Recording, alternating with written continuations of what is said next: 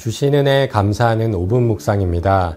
오늘 말씀은 창세기 4장 25절에서 31절로 세겜의 잔혹사, 말씀에 통제받지 않는 분노라는 제목으로 은혜를 나누도록 하겠습니다.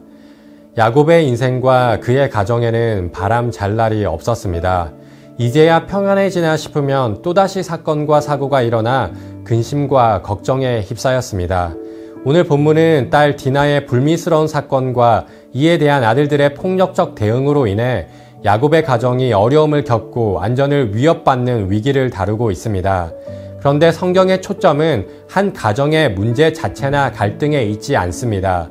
오히려 이런 위기와 혼란 속에서도 야곱의 가정을 지키시고 인도하시는 하나님의 은혜를 주목하게 합니다.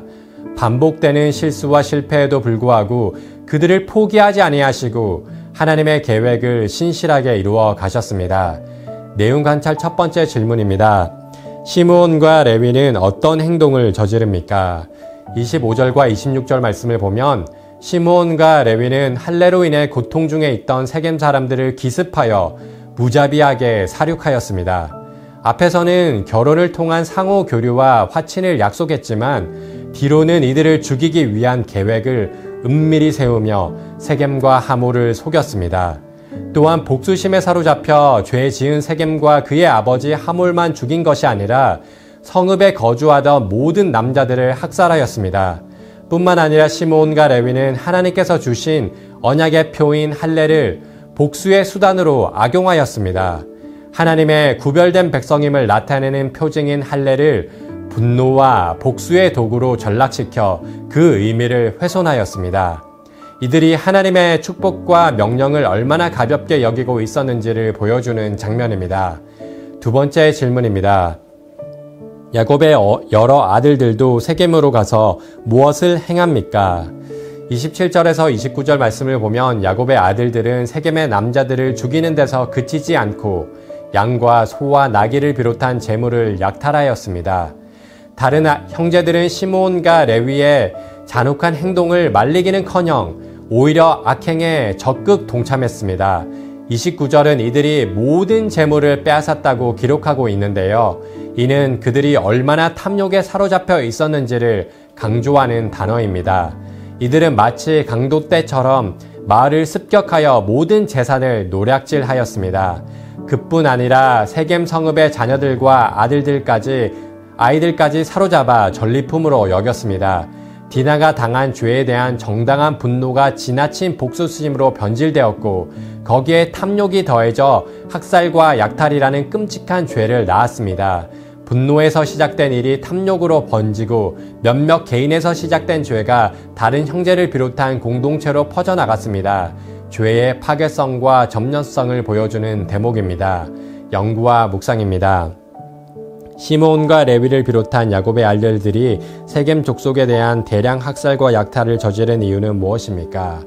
먼저 시므온과 레위의 행동은 동생 디나에 대한 복수심에서 비롯되었습니다. 이들의 분노는 정당한 감정이었지만 그 분노를 풀기 위한 방법은 정당하지 않았습니다. 그들은 죄를 지은 세겜과 그의 아버지 하몰뿐만 아니라 성읍의 모든 남자를 속이고 기습하여 죽였습니다. 그리고 가축과 모든 제사를 약탈하며 여자와 아이들까지 사로잡는 만행을 저질렀습니다. 마치 전쟁 포로를 대하듯 세겜 사람들의 인권을 유린하였습니다. 말씀에 통제받지 않고 분노의 감정에 자신을 내주었을 때 학살과 약탈을 자행한 것입니다. 하나님의 뜻을 구하지 않고 인간적 감정과 욕심에 따라 행동하였을 때 정당한 복수는 비명과 피로 얼룩진 참혹한 결과를 가져왔습니다. 해결할 수 없는 문제를 하나님께 맡기지 않고 스스로의 힘과 방법으로 해결하여 하였을 때 수습할 수 없는 더 큰 문제가 발생한 것입니다.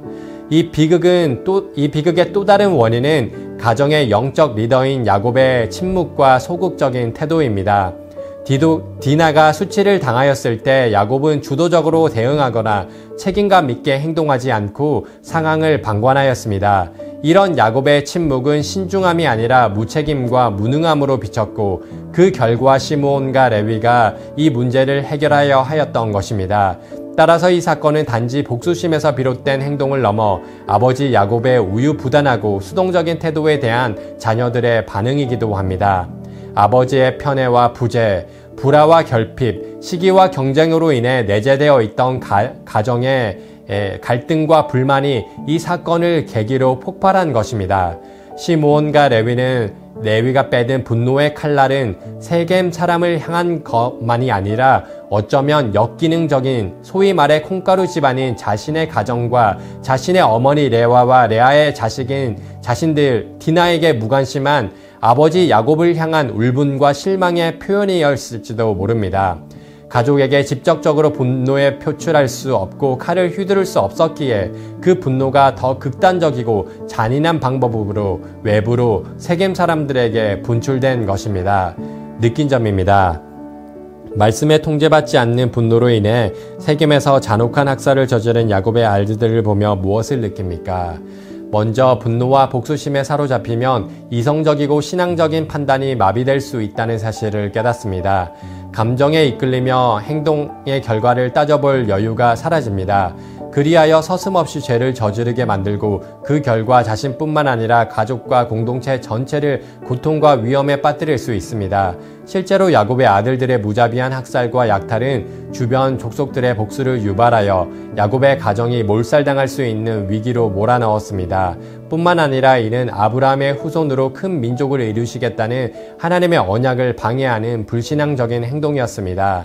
또한 영적 권위와 책임의 중요성에 대하여 느낍니다. 영적 권위는 단순 명령이나 엄격한 태도에서 나오는 것이 아니라 문제를 회피하지 않고 그 문제를 하나님 앞에서 해결하려는 책임감에서 비롯됩니다. 아내와 자녀들에게 책임을 전가하는 것이 아니라 그 짐을 지고 그 아픔을 감당하는 모습, 상처 입은 자의 마음을 헤아리고 위로하고 품어주고 회복할 수 있도록 돕는 것이 영적 권위이며 책임입니다.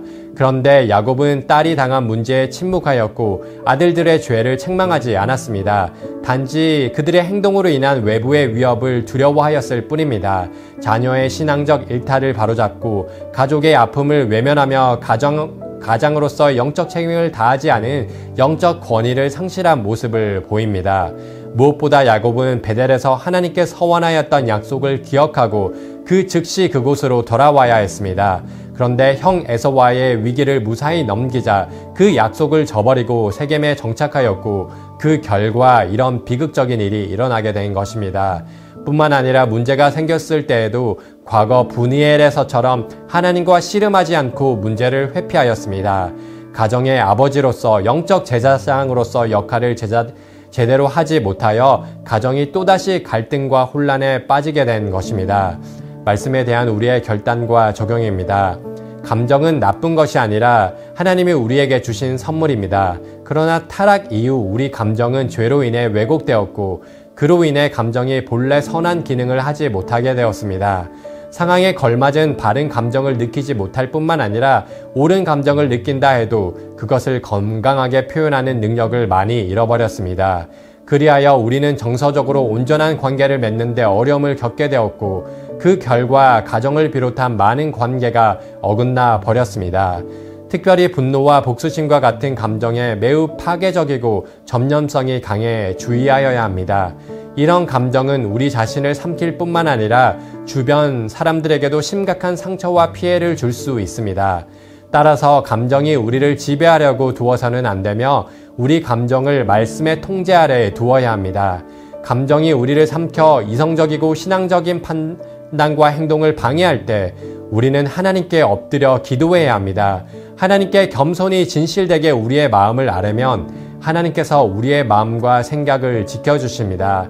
우리의 삶의 모든 문제를 하나님께 맡길 때 우리의 힘이 되시고 도움이 되시는 하나님을 경험하는 은혜가 있기를 원합니다. 이 시간 함께 합심하여 기도하겠습니다.